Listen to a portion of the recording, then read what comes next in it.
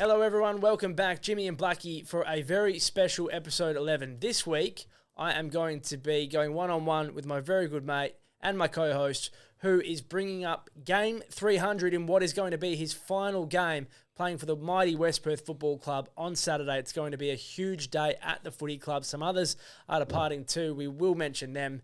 And he's got the shirt on. Aaron Black, I'll give you a huge clap. The 300 gamer on Saturday. You've got the shirt. I've got mine on. I reckon they look absolutely fantastic. They're good, aren't they? If you haven't bought one, make sure you go and buy one. They look terrific. I'm not sure who sorted you out with them, but they're bloody awesome. So well done to whoever's hooked the football club up with them. Thank you for hooking me up with a couple. Look after the boys, the family, And congratulations, mate. I'm so proud of you. I can't believe you're getting to 300. It's been a hell of a ride, a hell of a journey. First and foremost, how are you feeling ahead of Saturday? Thanks, pal. Thanks for the intro. It's pretty cool. And the shirts are fabulous. They're terrific. Old Drewy, the media fella at the club's done a pretty good job of these. So, it's got all the hairstyles of me over the journey. It's missing a couple, but they look good. I'm feeling good. I think having the week off last week and being able to process what was coming, I think was really important for me. Having the 300 coming up, I knew and you knew, but we kept it quiet that I was gonna I had to keep it quiet. I had to get your trust. Yeah, and you have. Well done. There was no media issues between me and you, which is good. But yeah, just to have that time to process what was happening, which, as you know, would be pretty hard, was really good. So I'm looking forward to this week. We'll get to all of your accolades and we'll go over your amazing career because you've just about done everything. But just quickly on the shirt, walk us through. So everyone watching on YouTube and Spotify, we've got your head from the night you won the Sandover. We've got veteran Aaron Black in the middle. Yep. We've got that fantastic photo of you draped in the flag after the 2022 Premiership win at Leederville Oval. Do you know who took that? I reckon I've got it, and I'll find it by the end of the year. If you took it and you don't remember, please comment or let us know on our Instagram page. You've got you hoisting the trophy up. That would have been after the 2013 grand final in the huge win over East Perth. Is that man bun, Blackie, in the bottom left? Not my favourite man bun. I had the samurai spec for a bit. That's when it's like a little bit. That was probably long enough. So that's one of my favourite cuts, actually, when I had the long hair. That's before it all fell out and I ripped it out. You got too stressed teaching all those school kids. And then we've got you in a kicking motion and the one other of you being pumped up, which I'm assuming is probably after a goal at Joondalup. It very much depends on the boot. So the boots that are me in the kicking motion, I've got both the tats on the back elbows. They're Matty Lloyd's boots. So Jake Lloyd's brother who came over to West Perth, not Matt Lloyd from Essendon. Not Matthew Lloyd, Matty Lloyd. Matty Lloyd. So one of the good young fellas. I'm glad you mentioned him. But I have a challenge later on in the show. Did he send a question in? Did he? No, he didn't. But I've got a challenge for you later on in the show. All right. I reckon I've already answered one of the questions then. But yeah, they're his boots. So that's I don't know what year that is, like 18, 19-ish, and. Me kicking that goal there, I think we're up like 70, and Nelly always makes fun of me and says you were celebrating a bit too hard to be up 70, but that's fine. I think I kicked my fourth. It would have been against Perth.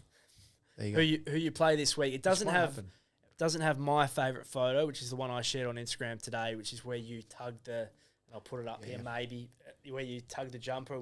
I think there was an unofficial Past Players Day going on, organised by Ben Delaporte. And did you know we were all up there when you kicked the goal? Can you remember that? And then you pulled the jumper? Well, that was when I started to claim the pocket in front of the grandstand as my pocket. The new grandstand. I'd kicked a few from that pocket, and that was me really claiming it to the boys up the top. I think you're right. I think it was a Past Players Day, and it would have been Dellas who would have organised it probably. Unofficial Past Players Day. I'm not a past player, but I was there and involved. Take me all the way back to the start. So you debut as a 17-year-old still at school? Yes, correct. Tell us about the day and what you remember It must feel like it's gone so fast. So what do you remember? It was pretty weird, like that kind of era, or that time. I did like a half preseason, like that year as a 15 turning 16-year-old, because we started in November and the year before. So I was 15. Wow. No, I was 16 turning 17, sorry, not 15. Yeah. And so I was still 16. I hadn't turned 17 yet in December, and I was doing a half preseason. I trained really well, but I wasn't allowed to play league footy that year. Some rule with not playing state footy, so I didn't play state footy as an underager. They had the wild state side, so it was after Nick Nat, Daniel Rich, who else? That really good group. Stephen Hill. The second really, really good group was my first year, and it was like Mitch Duncan, Jack Darling, Dave Swallow, Harley Bennell, Kane Lucas. Huge draft class that all ended up on AFL lists. Correct. Mark Hutchings. Like, there was heaps. Mitch Marsh? Potentially, yeah, actually. I remember that guy. Yeah. I was averaging 33 playing Colts footy, and I couldn't get a game in that side. So if that puts things into perspective, I was going pretty well. And then because I'd trained with them, the next year when I was 17, I'd played state footy during the year, and Bill, I guess, had kind of seen me play and knew what I was about, and I was training with him a little bit, blah, blah, blah, going well in Colts footy. And that was back when we were aligned with not aligned with, but we had AFL players sort of streaming through all the different clubs. There was no alignment where there was West Coast and Peel with aligned sides. So we might have had like Kepler, Bradley, Ryan Campbell, Quinton Lynch, Lecker, like those kind of guys coming through the footy club at any one time. And Kepler I'm pretty sure it was Kepler anyway. He got called up to play for Freo, like on the Friday night. And they were playing Saturday, and I got a phone call from Bill saying, you're going to play. And yeah, like I was still in high school, and I'd had my head shaved during the pre-season, which was one of the traditions that the footy club do. Not like it is now. It was more like a spotted shaving. So I'd been through all of that kind of stuff already, and I was pretty fortunate to get the phone call and be called up to play, and it was against South Freo, and we had like a 3 or 4 year period where we really sucked down in Freo. We always played them on like Friday night, Saturday night.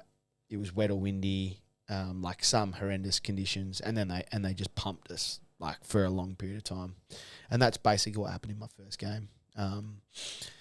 We lost by like 70. I think I had 10 touches. We're standing at the bottom of the race.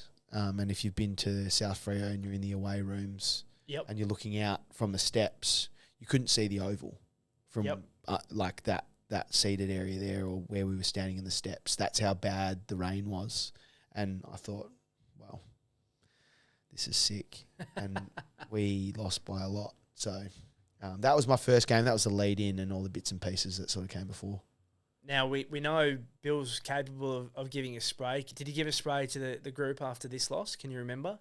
Do you even remember that bit of the day, or was it a bit blurry? I couldn't tell you what happened. I have like a couple of really big moments that stand out. One of them was with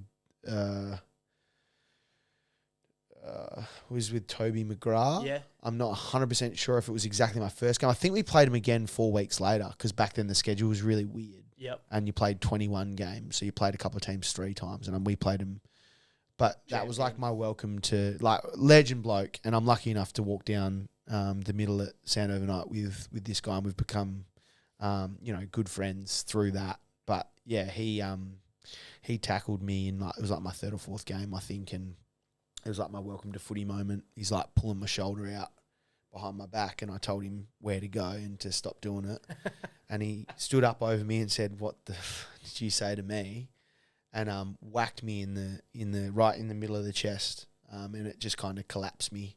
And we were about 150 metres off the ball. It was down the other end at the time, and I thought, I'm not saying anything to that guy again. And funnily enough, I say it to him. I talk to him regularly.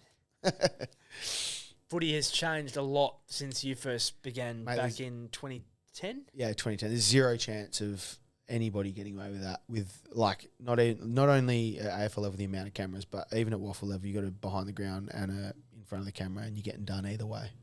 and every single game's live streamed now. Yeah, correct. So 2 extra cameras. Yeah. Plus fans who have their phone. Yeah. And like the young people that were filming RV Sport and Guys first. He smacked the living piss out of me, and I couldn't breathe for.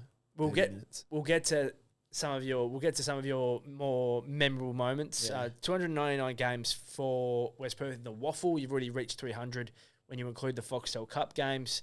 7 times a state representative. I know you have a couple of close mates from your time in travel parties to the away trip, so we'll get to that a little bit later on. Okay. 3 Breckler medals, 15, 18, 21.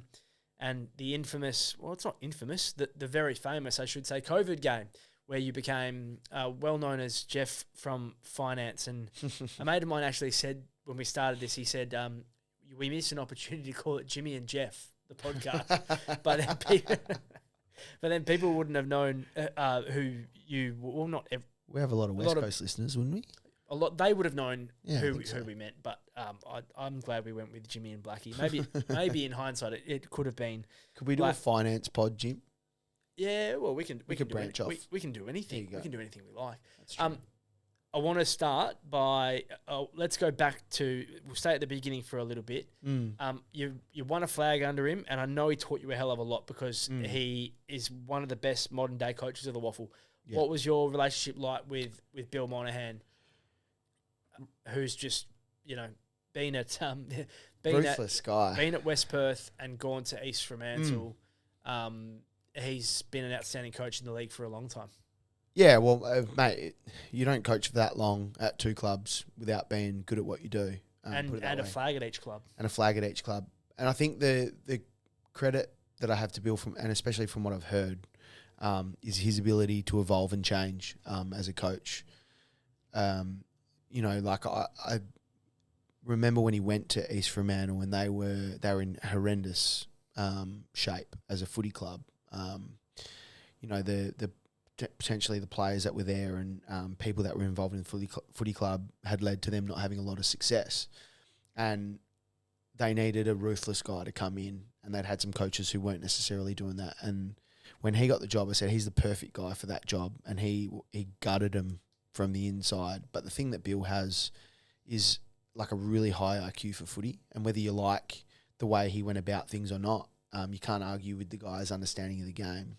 So he was able to shred him from the inside and then put his footy IQ into that club, and then look what you get. They've been pretty good for a long period of time. But, I guess like the relationship between a young footballer who thinks they're going really well and a senior coach who is coaching well is a very interesting dynamic. And I guess in the time when Bill was the head coach, I guess I wouldn't have played if he wasn't the head coach, because he's the one who gave me the game at the time. He picked me, correct, and he picked me as a young kid and one who was a little chubby and unathletic, but just had an ability to find the footy, and he backed me in. But I tell you what, he was very, very, very fucking harsh on me as a player. But I think that's because he saw what I could be, and I just remember going into some footage sessions on a Monday,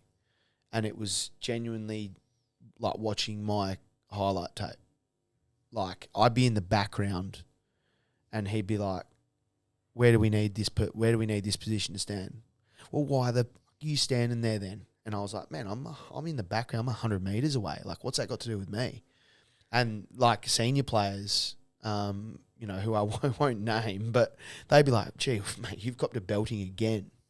And I remember that being pretty consistent, but that probably made me as like resilient as I am now, in terms of like, I just do what my coach says. If my coach says to do this, sure, I'll do it. That's what you want me to do. That's your job to tell me what to do.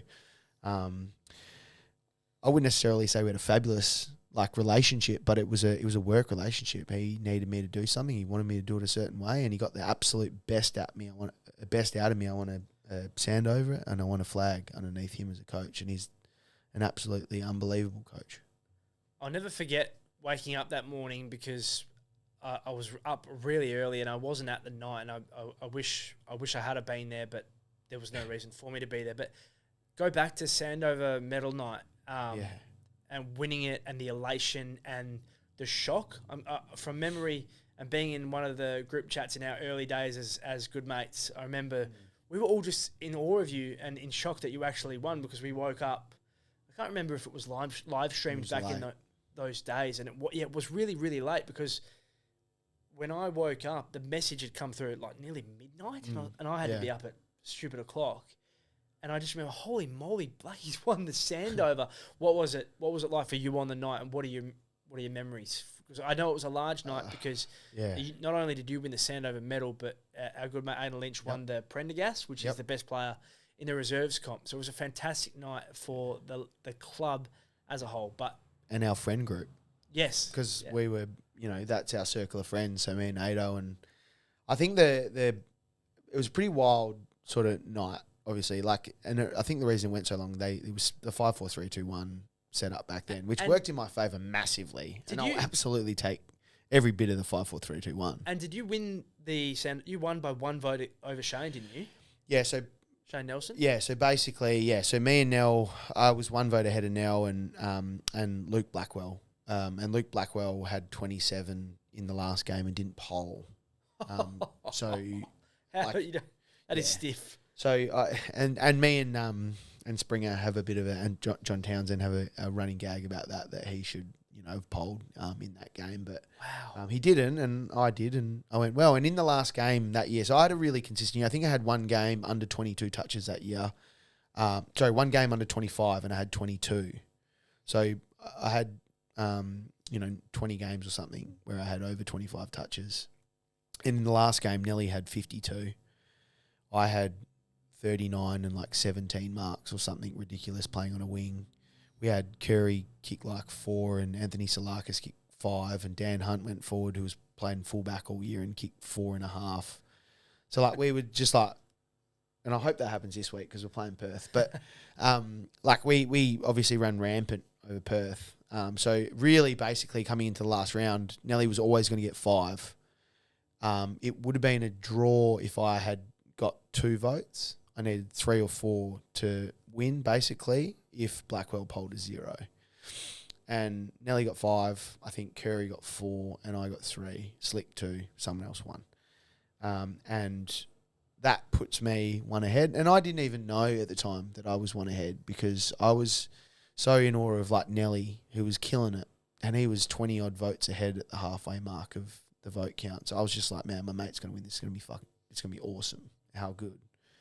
And then, a bit of a wet sail come home, and that happened. And then typically they do the last games the winner. So I was it was Claremont versus someone else, and I was under the impression that Claremont were going to, Luke Blackwell was going to poll. Right. So if he polled 1, we draw. If he polls 2 or more, he wins. And they did them last, but he didn't poll. And then they played Eye of the Tiger by Katy Perry or whatever. What's the... Raw. They played Raw by Katy Perry. Right. Which would indicate that they thought that... Eye of the Tiger by Katy You know the one... Yeah, but you know the song I'm talking about. You mentioned straight away. Yeah. But that would indicate to me that they thought that he was going to win. Right. So he's played for Claremont. He's a Tiger. So what happened? What happened then? Anyway. Well, I won. Yes. And... your name flashes up on the board? Your name comes your on name the must board. have flashed up. Yeah, and I had the Rogue Salard, the hairdo back then with the shaved sides and the rip back, little slick back, little number. The 2 kids from that little cartoon, Rugrats. Yeah, the Rugrats cut. The Rugrats trim. That's it. It's in here somewhere. There it is. Look, it doesn't look that bad there, but but it was cleaned up. And everyone was just jumped over me. I couldn't explain how I felt and what was happening, and I just remember going up on stage and I was shaking. I forgot my jacket. David Crute, who was the CEO, Crudy. Yeah, who was the CEO at the time, had written a speech, gave it to Nelly, and then took it off Nelly's desk and gave it to me. And I forgot that, so I had to take that up. And then when I got up on stage, I was kind of shaking a little bit. I was 21 years old and had no idea what I was doing. Had never spoken in front of a massive group of people like that.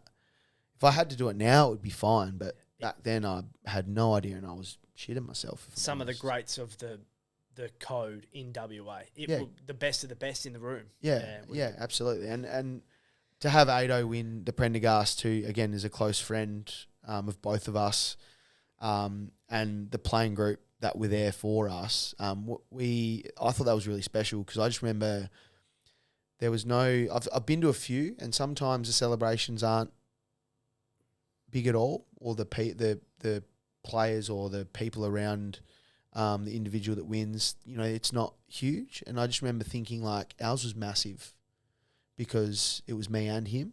Everybody stayed from our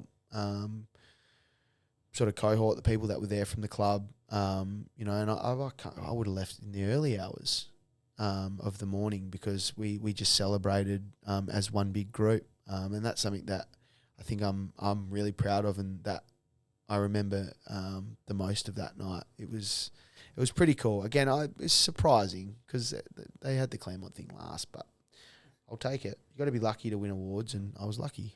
And none of the boys were obviously required at the club because you weren't playing finals. Well, the league team didn't play finals that year, so that's why a lot of players were able to stay and let down their hair, so to speak. Yeah, it was a big few weeks because the Twos won the flag that year. Yes. So we would have had that, and then the Twos would have had a big weekend. There is a photo of, I'll have to show you, there's a photo of us on my Instagram when we're in the rooms after when the reserves won the grand final, one of our early photos. Attach that to one of our clips because I wouldn't mind seeing it. I haven't gone back that far. Super blurry. I was rolling a Samsung back then, and some of the old pics are horrendous, dude.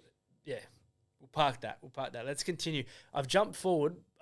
We need to go back. We have to go back to 2013. We have to go back to you and Bill and the team. A very wet day at Subiaco, and you win the Waffle Premiership as underdogs against the East Perth Footy Club. What are your memories of this day? Getting picked up by Nelly with Rowan Kerr in the car, driving into Subi Oval. Yeah. So Nelly was driving? Pretty sure he drove because he probably didn't drink or party or celebrate afterwards. Celebrate? He didn't celebrate at all. And he probably won't celebrate this weekend. He'll celebrate this weekend. He has to. We'll see. Well, you think he would. I vividly remember that because, we had to carpool in because there's no parking. Were you nervous? I don't know. I honestly don't think so. Ironically, thinking back on my footy career, I haven't been nervous very often. I was more nervous in the lead up to my retirement on Monday. Like, actually had the feeling in the middle of my chest that, like, didn't feel right. I wasn't nervous in the West Coast game. Definitely didn't feel it in 2022. I don't think so. I think we had that youthful enthusiasm that, like, oh, we're going to go okay. We were really, really, really good against Claremont the week before, or the 2 weeks prior in the prelim. I think it was the prelim, and we went straight through. And we were very confident. And I talk to the young fellas at the footy club now about, like, where we're at as a footy club. And I think back to 2013. And we were a really young group. Like, and I didn't realise how young we were. But we would have had 10 to 12 guys who were under the age of 23 or 24. Like, over half the side. And I named them relatively quickly, but I reckon there was, like, myself, Shane Nelson, Josh Mellington, who was on Freo's list, who was only 18, who's a freak, superstar.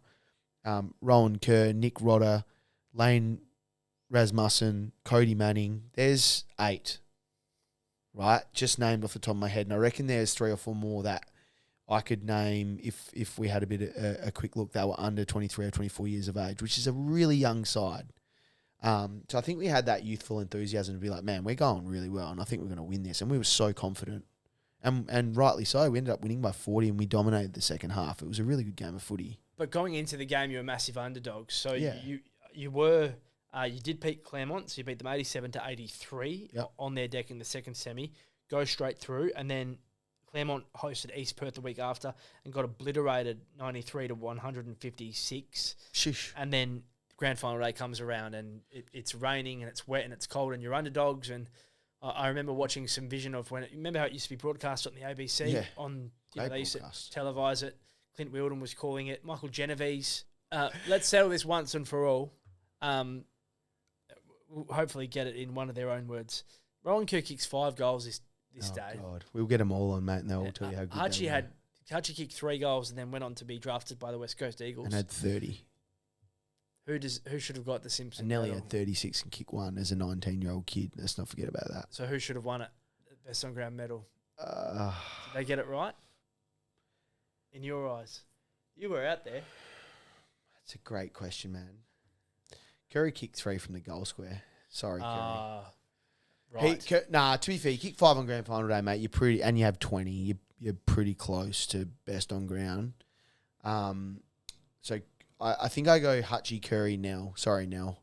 But Nelly's 36 and 1 at 19 is probably one of the most impressive games that I've sort of seen from a kid, other than Steve Canelio when he had 16 and kick 4 in their grand final. That was something unbelievable. Yeah, and I'm sorry, Steve, but Cracker had 50 and kick 4, so you can't win the medal because Cracks is and the sealer as well. Yeah, and God bless that man. One of the most iconic moments one of the most iconic moments that's ever happened in the history of the waffle. One of the most beautiful men that I've been able to train and play with as well, because he spent a year at West Perth, which was really cool. He's a beautiful man. I remember meeting him in the change rooms after a game and just shaking his hand and being in awe of his presence, and he was so lovely and kind. And there's something very special about him, who'd been through a hell of a lot.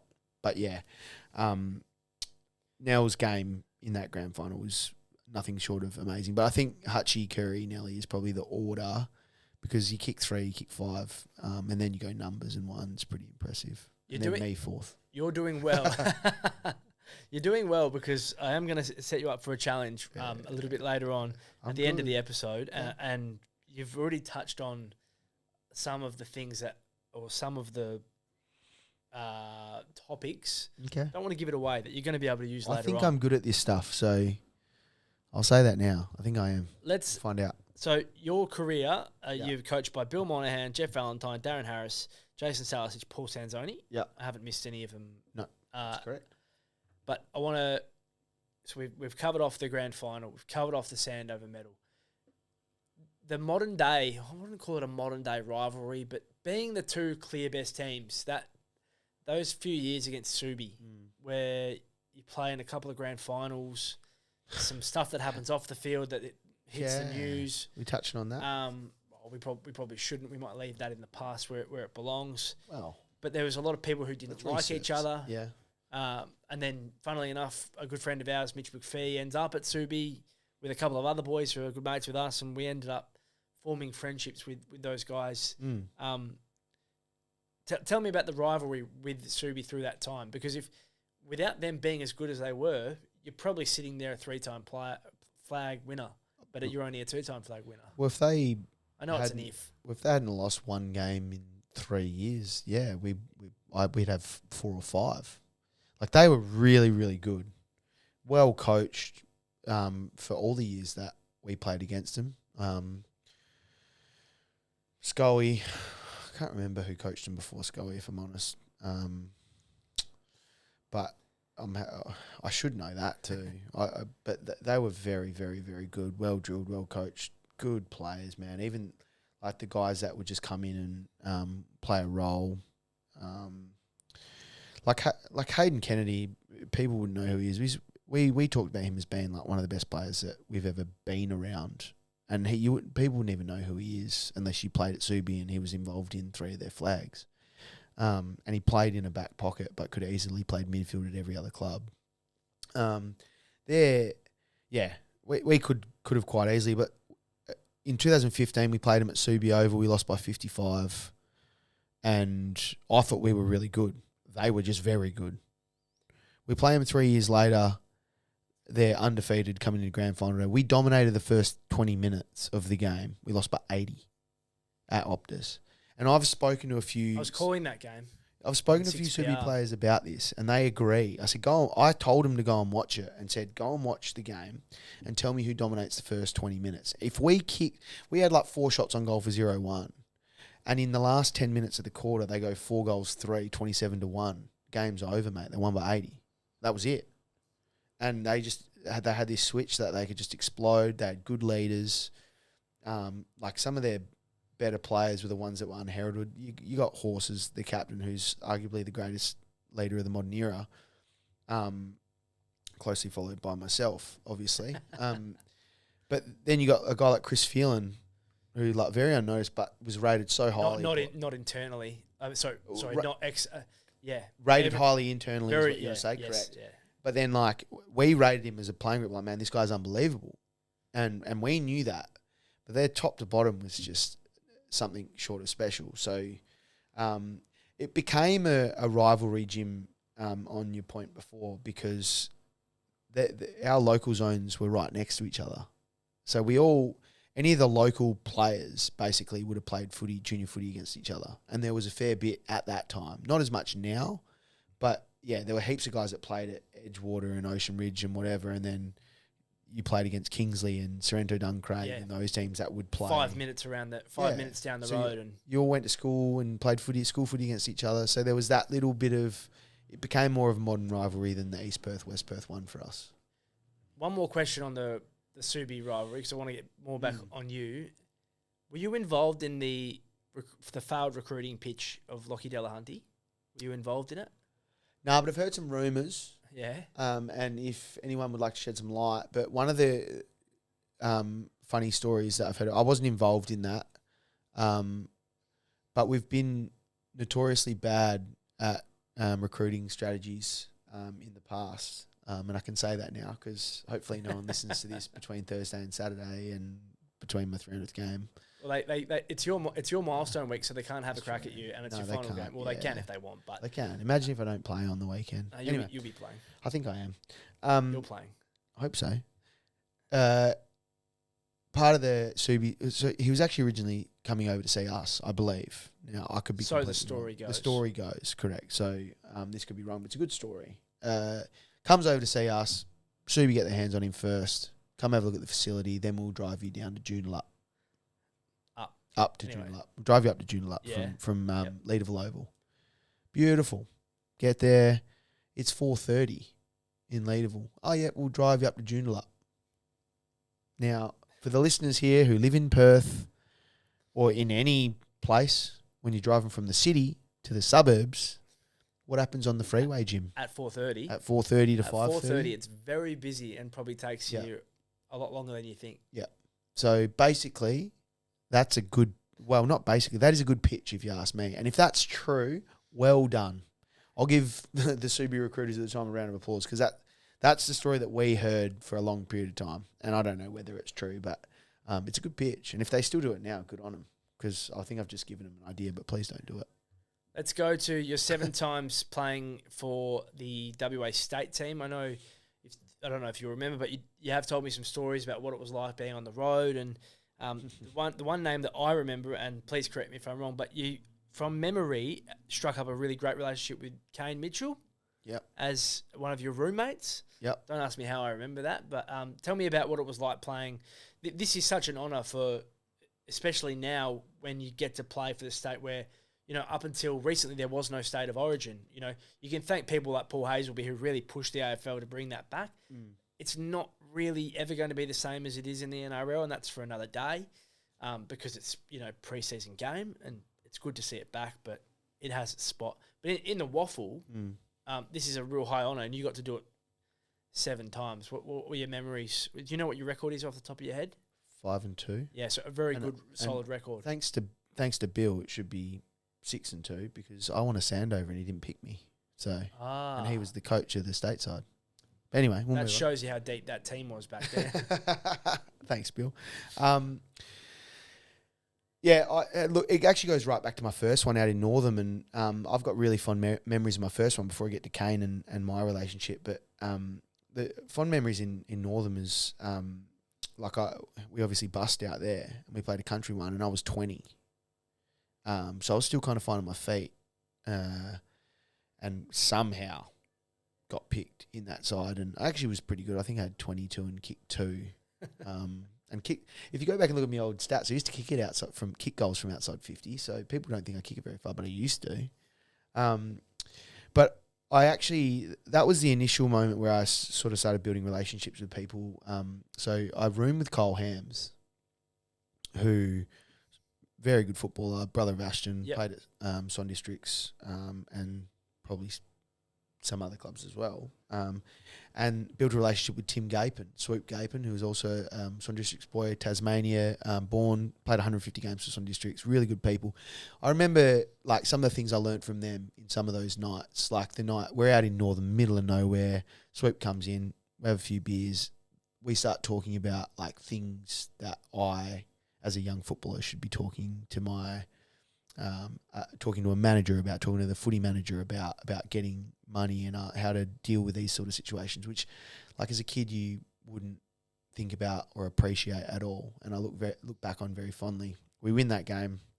That was like the start when I realised how beneficial and important the relationships you build in some of those environments is. And that probably happened most years, where you sort of attach to people that you wouldn't normally spend time with, that you competed against. And I tried to learn as much as I could from some of those guys, and was lucky enough to room with Kano, and he's a teacher, and we had a lot of things in common, ruthless competitors, but also like a bit jovial and have fun. And we had some jokes at training about some of the coaches and what they used to wear, and whether they wore jocks or not.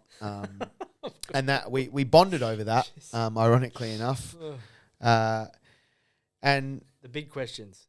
Yeah, the big stuff, the important stuff, and that's what those sort of times were kind of for, was building relationships, having fun, and then winning games of footy. And to play in it 7 times and wear the black and gold is something that I'm so happy and lucky to be able to do. To beat the Vics in Victoria for the first time ever, or in 100 years or something along those lines, is awesome, and the celebrations were even better. Like, I was a part of a time of state footy where we were dominating, and we were really good, and we had a good bunch of blokes doing it too. Given you've been in the league for 16, 17 years, this would be hard. Give me 3 names. Who are the 3 guys that you reckon would have been the toughest opponents that you've played against, or 3 of the best players that you think you've come across in your time? I'll give you them in different ways. So the first one, I'll go like early on when I used to tag Josh Roberts. And so the old Swannies faithful will love this one. But that dude, I reckon he gave me 39 as a young kid, and I was tagging him. And Bill used to go and play on this bloke, you're going to tag him. And then in my mind, I was like, man, I'll win the footy. I'm like, and I'd have 20 and he'd have 40. And he'd be like, no, you're doing it again. And I was like, man, I'm just trying to suck at this so I don't have to do it anymore. But he just kept, he knew that? He just kept making me do it. And he was one. I ended up on guys like Chris Miller and Ross Young and all these Mark Webb guys who just used to give me the business. But Josh Roberts was one that when I tagged, he gave me the business. I remember, I think it was 39. In terms of like running capacity, I remember playing on Chris Maston in Geraldton. We played East Freo, and he was on the wing, and so was I. And well renowned for being an elite runner. And that was kind of the moment and the time when I realised that's kind of what I want to be like. I want to be an elite runner, because he ran circles around a young kid out in Gero. So him for that reason. So just the elite running capabilities, again, and well renowned for it. And he was only a young kid at the time. Robbo. And then, like modern times, man, I used to love going up against, like there's 2 here, but when Jeff Valentine was coach, I regularly went one-on-one with the best mid. And I did it a few weeks in a row with Hayden Sloyth and Bolts, Jai Bolton. Yeah. I used to go one-on-one with them a lot and try and at least affect him at stoppage, but then get him on the outside. And they're just so smart, have an ability to find the footy. So you both have a really solid day because you're going head to head. You both know you got to get it at certain points. And yeah, I mean, I knew in those moments I was trying to be slightly more defensive, just make him, especially with Jai, like at stoppage, try and make him get the ball and like grab a kick it out. And I knew my, at that time, athletic capability, my aerobic capacity, I'd get him around the ground. And there were a few games there where, we had 30 and I might have 40 and 15 tackles because I was getting him on the inside kind of thing. But those battles I really cherish. Like the guy doesn't win Sandovers and Simpsons like he did without being a good footballer. Masto doesn't play 150 AFL games without being an elite runner and a good footballer. And Josh Roberts played a couple hundred games for Swan District. So they're probably the ones that stood out. He's an unassuming footballer. He was an unassuming footballer, Chris Maston. It's funny when you see him around town. He's got business interests and stuff, and he's got all of his tattoos, and he wears a lot of. Every time I see him, he's got a baggy T-shirt on, and he's covered in tattoos. And then when he gets out there, he just flies around and zips around. So that would not have been fun chasing him around. No, and I was always a massive fan of him, actually, when there was a period of time there were people pretty tough on him. And West Coast fans are notoriously tough. I remember that. And I just thought, man, like, the guy runs, 550, 2Ks, which is very, very good. And, you're not always going to make good decisions and use the ball well, but they were notoriously hard on him, but I was always a big fan. I think a part of that problem was going into a midfield that was very good.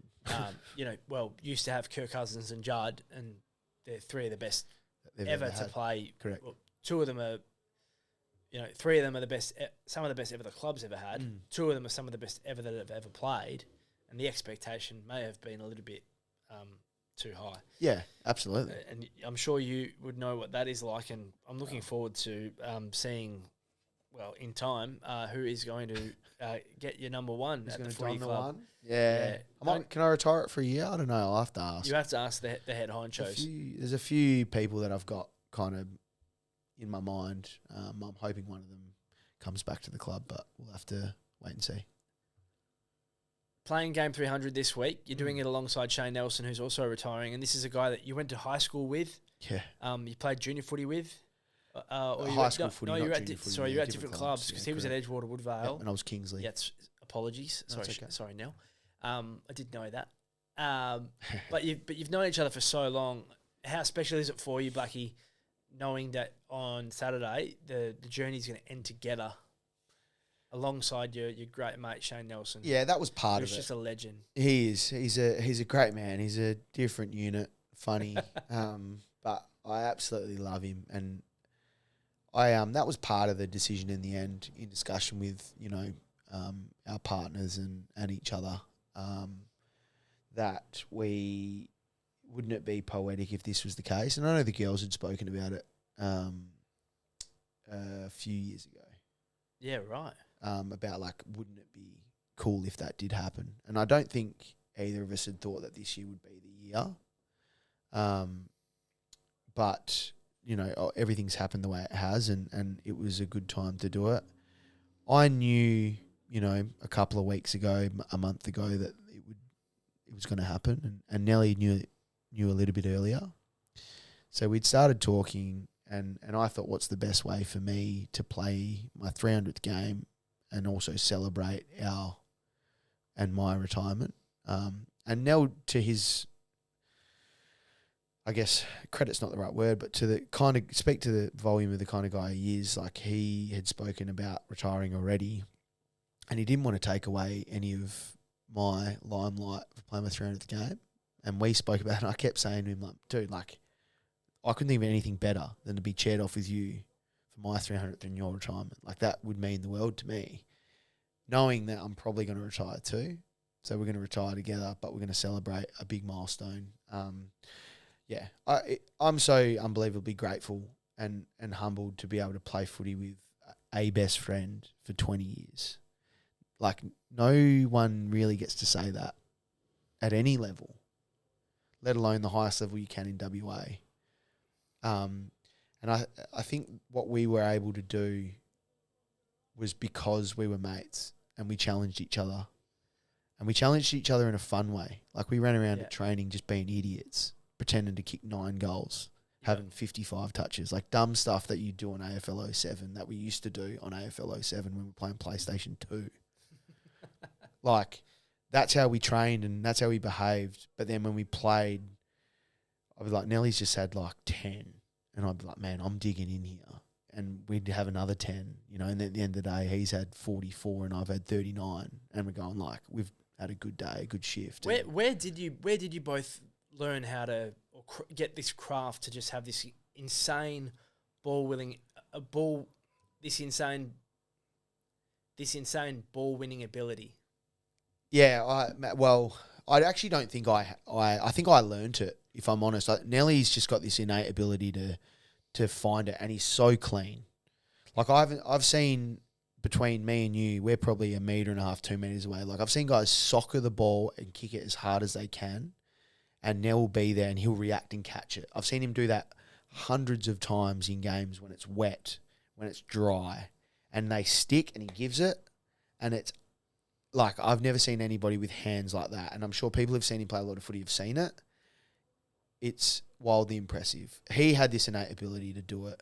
I remember his first Colts game, and he had like 36, and he ran 9Ks, and I laughed because if I ran 9Ks, I'm having 8.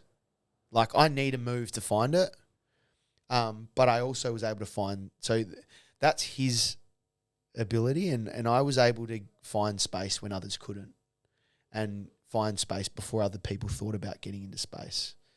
And that probably was because I was slow and fat when I was a kid, and I had to learn where the ball was going to go before anybody else did, and that's what I think held me in good stead. And once I added the cleanliness and the stoppage stuff, I was able to find the footy like that too. But very different footballers. But when you go back and watch our highlight tapes, and I saw some old ones recently too, there's a lot of 1, 2, 3, 4, Nelly out the front door, gone, see ya. Or the other way around, Nelly, me out the front door, kick. So we'd pick up 4 or 5 very quickly. Talking about your highlight tapes, you have claimed a mark of the year. Do you remember what was going through your mind? And do you remember who you took this mark on? Now, it was against South Fremantle. Can you remember who the player was? Dragovic. It was. Well, Yeah. I was testing you. I didn't think you were going to get this right. Jacob Dragovic? Yeah. Now, you've gone sideways and taken one of the best marks ever. What were you thinking at the time when you took this screamer? Beauty. You won mark of the year. Can you put that up on our next clip? Thank you, Beauty. Yeah. Put the mark up there. I might get some more views. Well, you did a radio interview earlier this week, and we had to chop it out because we were running short on time. I think so. I've got to thank Quarters at the West Australian for that, because he wanted to ask about it. But it's an incredible mark. What were you doing? You bent it up. It was insane. I don't know. I've never taken one ever. So that's the only one ever. I had dreams after that I'd take another one. I still dream about, I said, boys, I'm taking a hanger this weekend. I can feel it. Nope, nowhere near it. I reckon I've tried to take one, got nowhere near it outside of that. But I've never got off the ground and done anything like that before. Junior footy, senior footy, whatever. I honestly don't know. I just remember it stuck and I was on the ground. And funnily enough, I came to the bench after I took it. And I think Strikey, who was coaching, Andrew Strike, who was coaching at the time, put me in the headset and with some expletives basically said, like, what the just happened? Yeah, right. And I was like, dude, I don't know. And he goes, mate, we were silent in the box when you took it, and everyone just looked at each other and went, what did you just do? Like no one's ever seen me do anything like that before. So it was really cool. And I'll keep rambling on about it, but it's the Keegan Knott method of winning $5,000, mate. You get the kids at school to vote for your mark and you win. Yeah. Simple maths. It was fan voted, wasn't it? So it was, and I know I put it up on my socials. I'm sure a bunch of other people put it up, and you ended up winning. Yeah, absolutely. And I was looking at the other two that were nominated. They were pretty good marks. I think they must have felt a little bit stiff. Mate, one of them's I think it was Bennell. It was a Bennell from Perth. Yeah, it was. And he sat on like eight blokes' heads on the wing. Huge. And I remember thinking, that's going to win it. There's no way mine wins it, because that is the best. That's the best mark I've ever seen. So you wait. And I've just gone fan vote, and I got 60% of the vote, mate. Out of 4, it was landslide. So you won 5 bands from that. Yeah, it was gone before I got it because we were going to Bali for footy trip. But But yeah, I did, and the twos won the flag as well. So it was never that. I've got the large check, the large cardboard check, and that's about all I got because, again, the 5 bands was gone before I bloody. What year was this? Was 29? What year was this? When did they win it? 19. Where did they? The twos won it in 19. At Optus. Yep. Yes. They beat that Claremont team that hadn't. That pummeled them every time they played them. Yep, that one. We won't go too deep into that. No, we won't get. We will get to Bali and Reckless a little later. I don't want to get you in too much trouble, but no, you won't. It will be. We'll have to just give them a quick little mention because there's some special memories there. But it is the time that we finally. I have to ask you. I know we wanted to do a separate episode, but a couple of minutes on playing for West Coast. Not just playing for West Coast, Blackie, but you're playing this game, you kick a goal, and you were the highest rated player on the ground in the final quarter. You finally achieved your lifelong dream of playing in the AFL. It must have been such a crazy week. I know you've joked about it before on a few of our episodes about the whirlwind of it. How do you reflect on the day, becoming Jeff from finance, playing for the West Coast Eagles, and nearly beating North Melbourne? Yeah, well, Simo, if you had to put me in the middle in the first quarter, we probably would have won. That's the first thing I'll say, and you can clip that and put that out there for him. Good on you, Simo. Mate, look, it was really, really cool, that experience. But the lead up was wild. I just got a new job. I was teaching out on Subi Oval at Bob Hawke. And, right. So you'd only just started at that school? Started, yeah. And I got a phone call, and they were like, hey, it's so-and-so, I can't remember who it was, from West Coast, and we're going to take you in the top-up draft. And I was like, oh, cool. And at the time, you didn't think that meant that you were going to play? I didn't even know what it was. I didn't know it was a thing. I'm 29. My AFL career's over. Like, I'm not thinking about that at all. So in the middle of a pandemic, when people were getting sick and it was starting to affect Correct. the AFL, you had no idea that this was even a chance of coming along, and it did. I didn't even know. I didn't know they were doing a top-up draft. They did a full fantasy draft of, like, Waffle and VFL guys. Which, what are they going to? They're going to average 0 points. So yeah, that happened. And then the next day, I got a follow-up call saying, "Yep, we've taken you with." It was like 1 or 2, I think, from memory. Was it the same person that rang you the day before, or you can't remember? No, I think it was. But again, I was working. I wasn't really paying attention to it, and I didn't think anything of it. And a few weeks later, I got a phone call. I think it was Gav Bell. We need you to come down to training. This is in the lead up to round 1 against Gold Coast. We may need you. So it was like me, Steph Giro, and someone else. Like Deck Mountford? Maybe Deck. It might have been Braden Ainsworth. We trained that week. Might have been Deck. And then we get to Friday. Don't need you. Cool.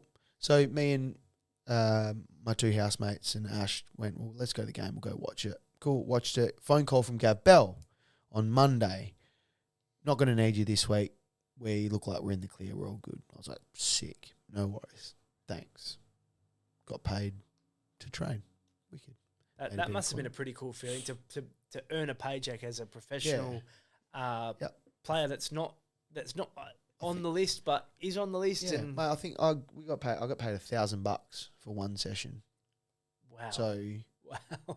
I wasn't complaining. Right. And then so basically we so then it gets to Friday, and I'd Snapchatted a few guys about that. They were saying like you'll play a few West Coast guys that I'm friends with, and you'll play. We've got this many people out of COVID. And I was like, that's the biggest load of poo. Like, there's no way I'm not playing. 4 hours go by. It's like the Arvo. I'm at home. I'm just kind of like walking around, sweating. Phone call. Hey mate, Adam Simpson. And I was like, fuck off. He's like, no, Adam Simpson, you want to play this week? And I was like, fuck off. And he's like, no, I'm serious. Like, we need you at my house. The media is about to know. You can't say anything. So please don't say anything until it's released in the media at 5 o'clock. It was like 4:15. And so I was you like, couldn't even speak to Ash. Well, I was living with Ash at the moment, my partner, and so did you tell her before you went to Simo's house? Absolutely. We're on the loudspeaker. And what about your mum and dad? Dropped to my knees, cried, did all that thing, and then as soon as Simo hung up, I called mum and dad, FaceTime. So I've gone and got Ash's West Coast scarf, and I've walked out with the West Coast scarf and gone, guess who's playing AFL footy this week? Oh, that's amazing. Told mum and dad straight away. There's zero chance that I'm not telling my parents, like, you've just rung me and told me I'm playing tomorrow. It wasn't like your emergency. It wasn't he's like, you're playing. Like, you're playing the game. So was this? It's the Friday before round 2. Yeah, and you were at home. And we were at home. So what, you got on a plane? Yeah, so basically I had to go to Simo's house I won't say where it is. Yep. Good shout.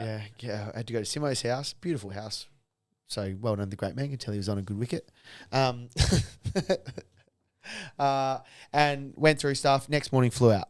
Went to Etihad. Stayed the night. Had a room with a hell good bed and an ensuite. Who did you room with? Myself. I had an ensuite special room on my own. Right. Yeah, it was unbelievable. They got spoiled. Was that because the Eagles at the time didn't want the players to get COVID? I think so, yeah. And you all had your own room? I think the COVID, yeah. Well, I know I had my own room. I think Luke Meadows, who would come over with us, was rooming with Angus Shoemaker. So I had my own room. I was stoked. I had no issue. So I'd love to speak to Luke and get him on in due course. But so Chetty was on the plane as well. Yeah. With you, Perth fella, and so was Angus Shoemaker. So that's 2 emergencies because neither of them played in this game. And Deck Mountford was an emergency, but he ended up playing. Yeah, because someone got injured in the warm up. Yeah, Jackson Nelson.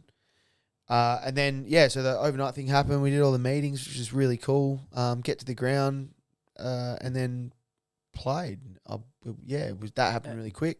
All I really wanted out of that was an opportunity to play as an inside mid, and like you said before, I in the last quarter, I was really good, I think. Got my hands on the footy, kicked the goal. And I just wanted to know that my game would translate if I had been given the opportunity to play more. And playing at half forward, fine, not an issue. Got a chance to play for footy. But if I did it for 4 quarters, I would never have had in my mind that it would have translated. And that was enough, just that I played the 1 quarter. But I will die on a hill and say that if I played inside for 4 quarters, we would have won. Go. I guess we'll never know, unfortunately. Yeah, we'll go back and watch it and see who they played. I was watching the game. I was at your house. And go back and see who played inside, mate, and tell them that they're any better than me. Who was it? You don't want to say. No, I'll just go and watch it. Smashed it now. Gee. What about the Jeff from Finance thing? How did that sit with you, like, in the post? Yeah, hilarious, man. I've got them all screenshot on my phone. Yeah. And does it do you still get it a bit, walking around and people seeing you? Yeah, well, Brad Maney, who's a frequent listener. And it pops up on social a bit too. Bradley Maney's the South Fremantle Reserves coach, good man, work with him. He posts Jeff on everything that is remotely West Perth, Aaron Black related or even podcast related. So it definitely still goes around. I reckon it's hilarious and I really enjoy it. Like, I probably need to laugh at myself a little bit more because I've taken myself a little bit too seriously for a long period of time. So it's one of those things that I can kind of enjoy.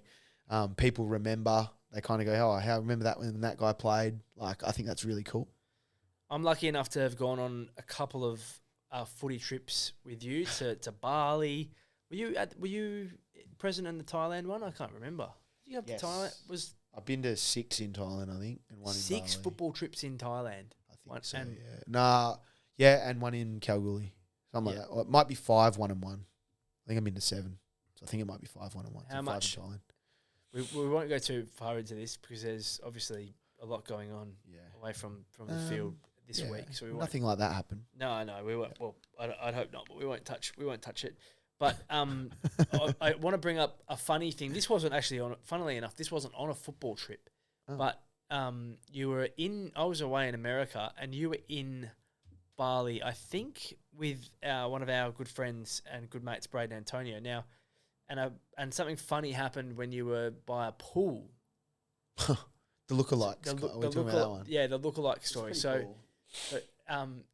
You were having it. Was it Braden that you were with? Yeah, it was me. Both the Antonio boys, maybe. Right. Yeah. Aiden. It was our crew of friends. Yeah. Braden was definitely there, but we were basically doing lookalikes in the pool at Mississippi, and those who go to Bali would know where that place is. Is it Mississippi? Mississippi, yeah. It's MS and then Sippy, yeah. And we were just playing lookalike games, and I think a girl come over, and she was like asking us what we do, and we said we played footy, and she said, "Oh, I'm Michael Hibbard's girlfriend," and Mitch Antonio said, "Michael Hibbard, Schmichael Hibbard." That's so for those who know, will think that's funny, but that could be a different trip actually. But that's anyway. we're doing lookalikes. Some dude looked like some dude. I can't remember who it was, and then I looked over and said, "Hey, that guy looks like Wayne Carey." And Brado goes, "Dude, that is Wayne Carey." And I'm like, "Yeah, dude, how good is it? It's a great lookalike." And we looked over again, and it was Wayne Carey, like dead set Wayne Carey. And thought nothing of it. And then like 5-10 minutes later, Brado kind of looks at me and he goes, "Man, he keeps looking over here." And then my claim to fame, because I was like, this is pretty cool. Like, he's a big time footballer. Obviously, he's Wayne Carey. And Brado's like, "Man, he keeps looking." And I like looked over and he kind of like nodded at me and waved at me, and we started moving over towards each other. And he said, "Hey, Blackie, how are you?" And I went, "Holy fuck, Wayne Carey knows who I am." It's an amazing story. And it would have literally only have been because we played North Melbourne that one time. Yeah, that's post North Melbourne, post the game. Yeah. It was that year. I'm speechless now talking about it. Like, how would this guy know who I am? But that was really humbling and cool. And then we had a good yarn for a bit, and away we went. There you go. It's a great story. I know. I think it is. Yeah. Second to Michael Hibbard. I wish. I don't think I definitely wasn't present for the Michael Hibbard. I think Schmeichel Hibbard was that. Like you might have been. Or maybe I was there, but I don't recall. It. I don't recall. A couple of final ones, because we are. I want to keep this punchy because I know you've got to get your final preps underway for your 300th game, and you need to. Just had 2 weeks off. I'm prepped. No. And we've got a couple of fan questions that I want to get to. But your love for basketball, now, you and Blake Wilhelm, I was saying this to someone recently, that you guys are two of the best non-playing basketballers I've ever seen. Thanks. Do you think that you could have played in the SBL / the NBL one? Because I was watching these guys in a grand final recently, and gee, they're really good. They're pretty good. They're very good. Yeah. They're they're above semi-professional basketballers almost in a way. Like because some of these guys are dropping back from the actual NBL to play extras, like Isaac White, who was the grand final MVP. Did you want to play? Did you want to play state level basketball? And do you think you could have if you hadn't committed to footy? I was pretty lucky. I was pretty well coached as a junior. So, Dad, no relation to any of the famous blacks who've coached. That we've mentioned previously on the pod, but and my junior coach coached Sterling at the time, who are now Warwick Senators, I think. Yes, correct. They changed their name. They used to be Sterling. It used to be the SBL men's comp. So Dad was an assistant coach to my then junior coach, coaching SBL or NBL 1. They coach guys like Tony Ronaldson, who played a heap of basketball for the Wildcats, Big Bear, Kami Olawayo. They coached them through that period. So I was coached by them as a junior. So, like, that probably was why I was relatively good sort of growing up. But, I'm 5'10" with 5'10" and a half with heels on. So, I was pretty realistic in the fact that most basketballers, and even now, point guards are 6'5". So I'm a long way from it, and I'm not athletic, and I'm not dunking it. So I'm probably zero chance of being anything that I would like to be. Whereas footy, with a bit of an IQ, I might be able to have some sort of success, and that was my look at it in that time. So I knew that I was going to have more success in footy. Do I think I probably think I was a better basketballer, if I'm honest. Like, only recently we had 3v3 basketball at school. We had teachers versus students, and I went 7 for 8 from 3, and you still got to put the ball in the hole. But you're playing against students. They're year 12, mate. They're more athletic and bigger than I am. I will stand on a hill on this, and me and Blake Williams once scored 110 of our 136 on a Wednesday night local game. Wow. So we could put the ball in the basket, but you got to be able to defend and all that kind of other stuff. At what point did you become a better footballer than a better basketballer then for those that don't know how good of a basketballer you were, and that's why I asked, because there'd be people listening to this going, "Oh, I didn't realize about someone who's a football champion at West Perth for a really long time was a great hooper." Probably when I don't know if it was that young. I played Colts footy when I was 15, and that doesn't really happen anymore. There's still guys playing Colts footy who are 19.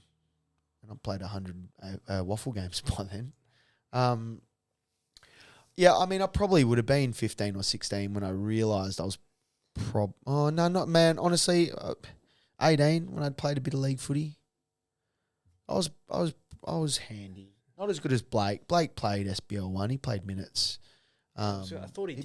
He played minutes for the Wolves before he came back to West Perth, which is wildly impressive. He's gone and played 100 waffle games and was playing minutes in the SBL. That's wildly impressive. No, probably he would have been the best basketballer in the waffle when he was playing, given that feat. Hey, plenty of questions that came through today. I've got one for you. Fun fact. Sorry, it wouldn't have been because Craig Moller come back and played. Oh, and he played in the NBL. Yeah, so he was on Peel's list. He played, So hey. You caught me out. Yep, that's okay. I reckon I could get you with a few more too. Yeah, there that's would a be. good one. I'd love to know a few of the other ones along the journey. I put this out on our Instagram page just so we could get some of our punters involved. This could go anywhere. No, they're not too bad. Not too bad. Beauty. So Corey wants to know best game that you've been a part of, home and away or finals, but not you can't pick the grand finals. I've just got something in my eye, Jim. Are you crying? Yeah, I'm sad. It's not time to be emotional, mate. Corey Dullard, thanks for the question, King. Corey Rundu, actually. Oh, is it Rundy? Oh. Poor old Rundy. You thought it was Dullard. Cut that out. Well, I'm surprised Dullard didn't send a question. Best game I was a part of, Core. And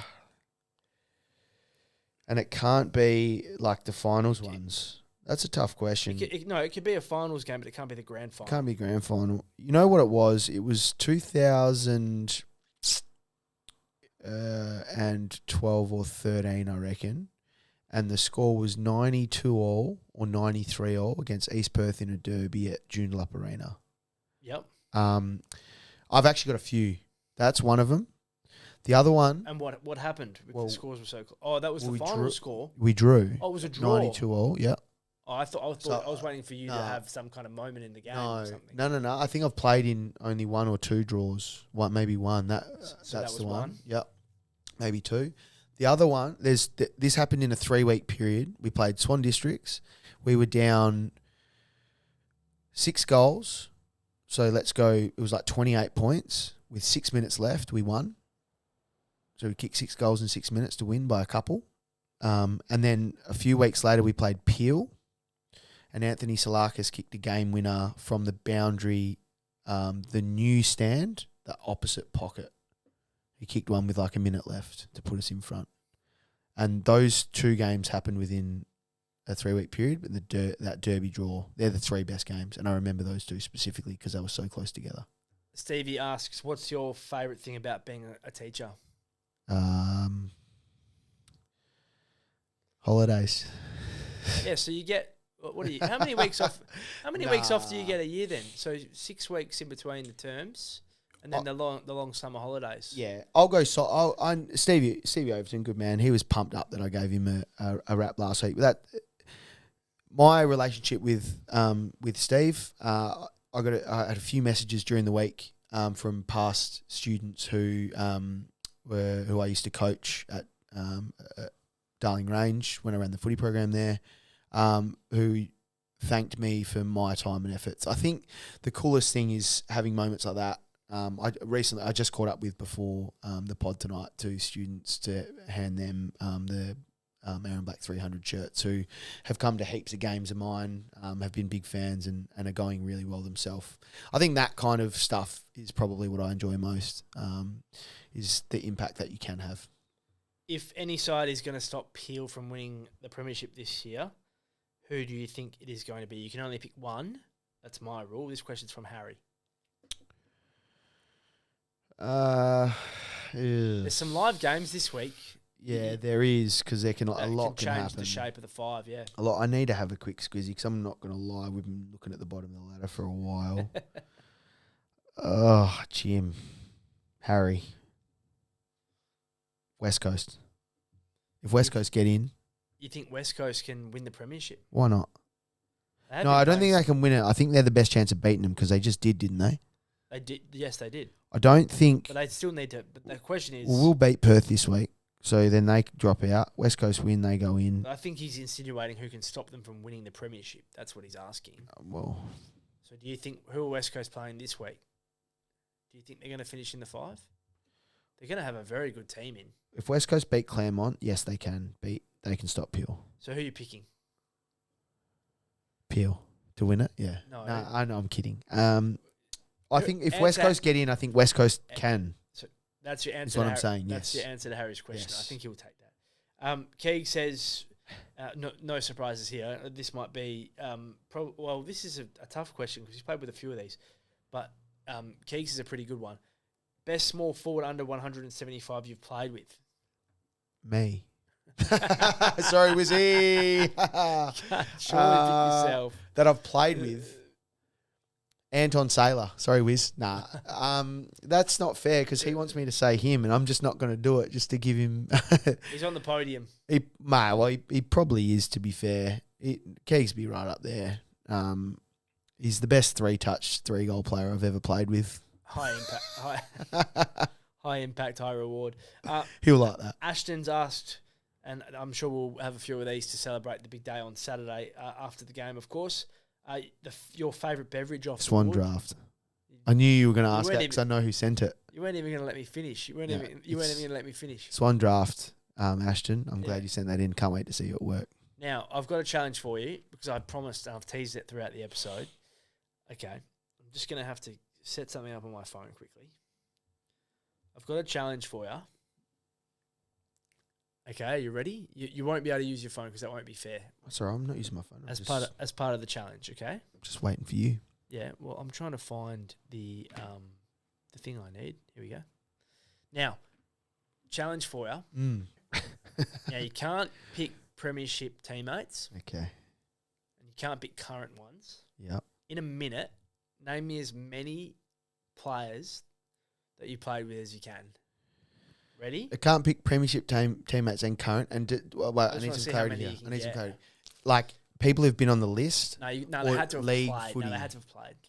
Okay. Yeah. Give me... you tell me when you're ready. I'll give you hang on. I'll so give you a minute I to can't think pick anyone about from it. the 13 or the 22 premiership. So you've removed 30, 40... How many? Yeah. Well, they're easy because they're your premiership teammates, so you remember them, don't you? Surely you remember them. Okay. Don't you reckon? Okay. Go. I'll give you 10 more seconds. Right, are you ready? Are you ready? I guess I'm going to have to be. Are you ready? Yeah. Okay. Ready and go. Anton Saylor, Braden Antonio, Mitchell Antonio, Tom Boys, Ben Delaporte. You said can't be current. Sean Marusik, he's a premiership player. He played in their 13 grand final, didn't he? He did. No, he didn't. He didn't actually. Sean Marusik, Cameron Branch. Thanks, Branchy. Gosh, this is a tough question. Scott Nelson. Gee whiz, didn't play with Alex Coe. He played for me. I can't say Mitch Pearce. Can't say Aiden Lynch. Can't say... 18 more seconds. Get a couple more out, surely. I'm busted, man. That's the best you can do.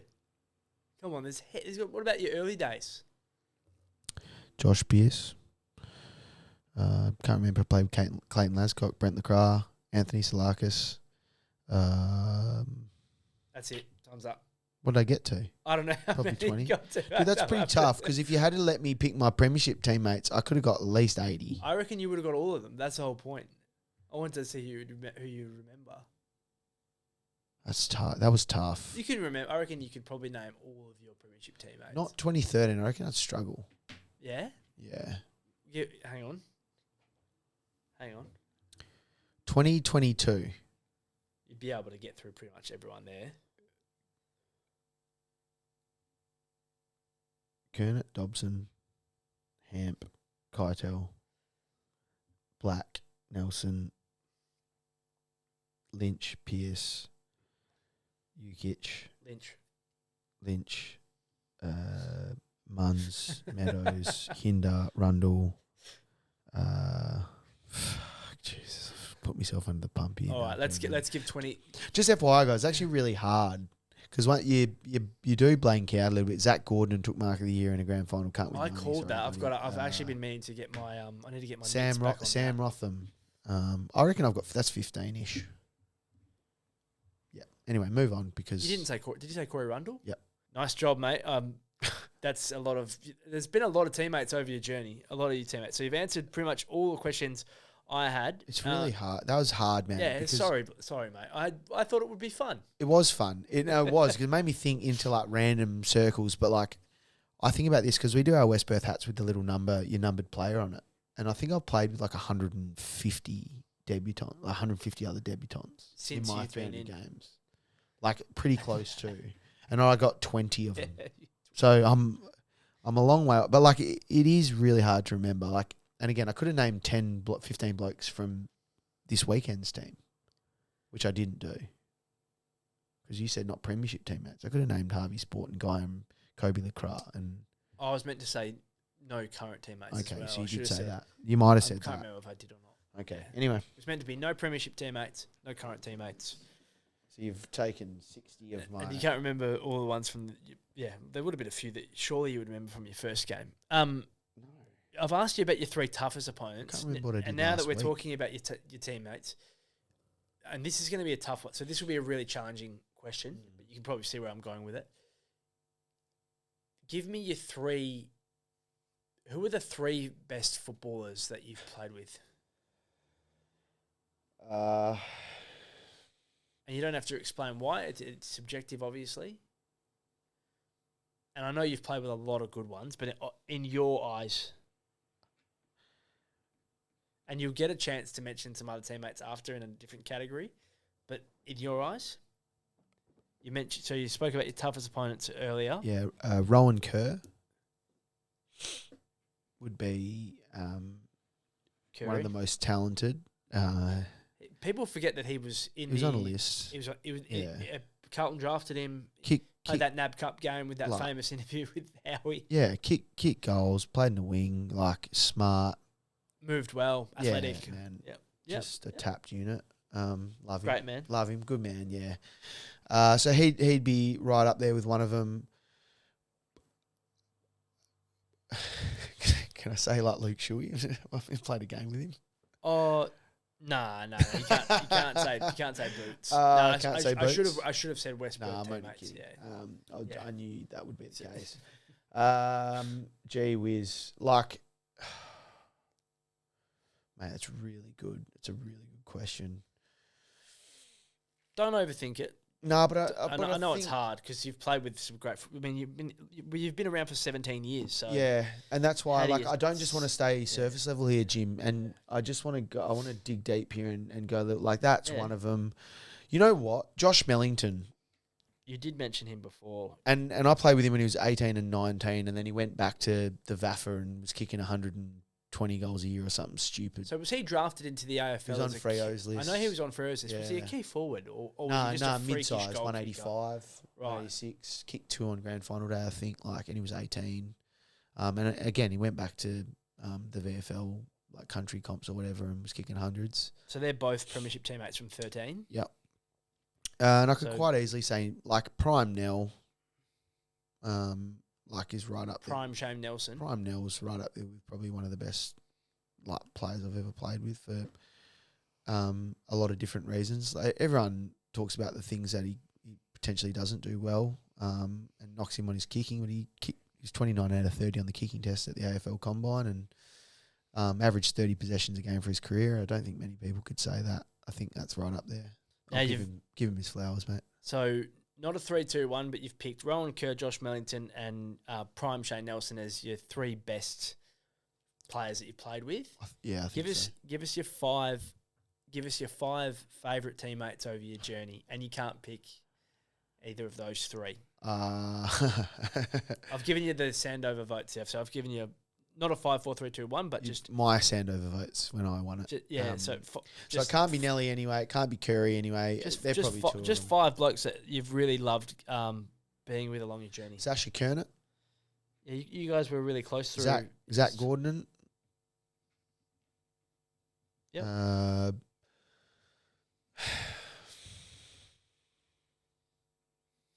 Josh Rotham. J-Ro, our man. Yeah. If you missed last week's episode, make sure you go back and download it, please. Jason, I can't just Jace Gilby. Oh, Milkman. So we're going through just the people that we've had on the podcast then. So Connor West. Basically.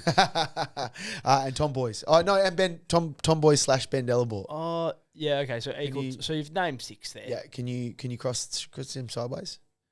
Yeah. Yeah, I'll fit him in. But then you got one of my best mates, Braden Antonio, who's now a coach. So put Brado 7. I'll give you 10. Yeah, okay. Brado's in because Brado's in it. He's one of my best friends. I absolutely love playing footy with him. So that means you've got 3 more. Can we do 7? We can do 7. I played league footy with Kale Coleman, another one of my best mates. Love playing footy with him. We've had some real good self-discovery nights together. That's 8. I did have one more. I had one more question. I'm glad you remember. Joey Hinder, he's real fast. He's so fast. He makes fast people not look fast. Yeah.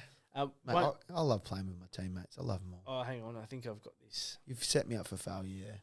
Sorry, I didn't mean to. I promise. Would never purposely. You know you have to put all 8 up now. Yeah, and I will. Where's this? I had a Just keep ticking them off. Another one. I had one more message to get to. Oh boy. You. Oh yeah. So question came through from Tom. We are nearly running out of time. What's more important, strong hands or soft hands? Was the question from Tom. That's why he's one of my favourite 10 players that I've played with, mate. Strong hands, mate. If you've seen any of our goal celebrations from some of the years, mate, that's one of them. Strong hands are really important. The second part of the soft hands thing, that's not what it actually means, but that's fine. We'll park it. Thanks, now, Tom. you mentioned, this is my last question.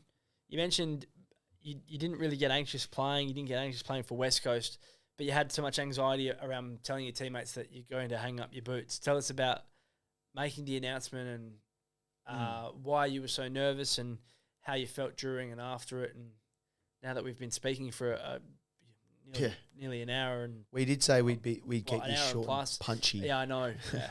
But it hasn't happened, mate. I've got to be awake in about 3.5 hours, so thanks for that. Yeah. It was tough because I couldn't ever think that I was going to have to retire.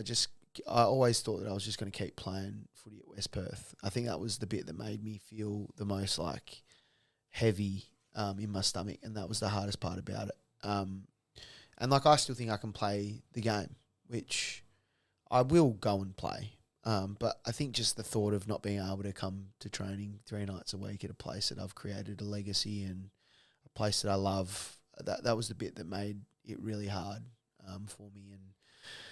And I really struggled. I've been in my own head for a month about the whole thing, and I've been fighting that. And I can only imagine what it's like for people who are doing it at the next level in different sports, who spend even longer. Like that was this harder thing to do for me as anything I've ever done. And I haven't had the knot in the middle of my stomach feeling before, I don't think. And I got it. I was pretty lucky that Nelly spoke before me when we did it, because we thought that no one would really know that I was retiring. But he sort of made a bit more light of the situation, which kind of made it a little bit easier for me to go up and talk about it. But yeah, it wasn't easy. I'm glad it's over, if I'm honest, and I can kind of just move on. I'm really looking forward to whatever the next chapter holds, and working a little bit more, putting a little bit more time and effort into family and friends, and traveling, playing golf, working on the pod, and spending a bit more time with you. I think it's going to be a really cool next chapter, mate, and I'm excited for that. Well, I'm super proud of you, mate. I love you. You've meant a lot to me over the journey, and I know on Saturday there's going to be a few thousand people, hopefully, there to say farewell to you, to Nelly, to J-Ro, to Bluey, Sam Rotham, that is. And yeah, it's going to be an emotional day, mate. But you've got one more game to get through, 4 more quarters to get through, wearing the red and the blue, and you should be super proud of everything you've achieved, mate. So love you. Thanks, pal. Love you too. Saturday. Not a dry eye in the room right now. I'm getting a bit teary thinking about it. See you Saturday, bro. See you, pal.